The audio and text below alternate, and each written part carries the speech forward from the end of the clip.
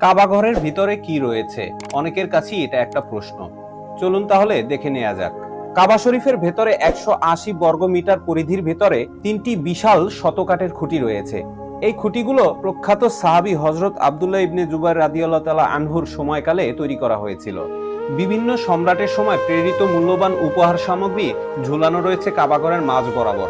কাবাঘরের মূল প্রবেশদ্বারটি স্বর্ণের তৈরি। এছাড়াও কাবাঘরের আরো একটা দরজা রয়েছে।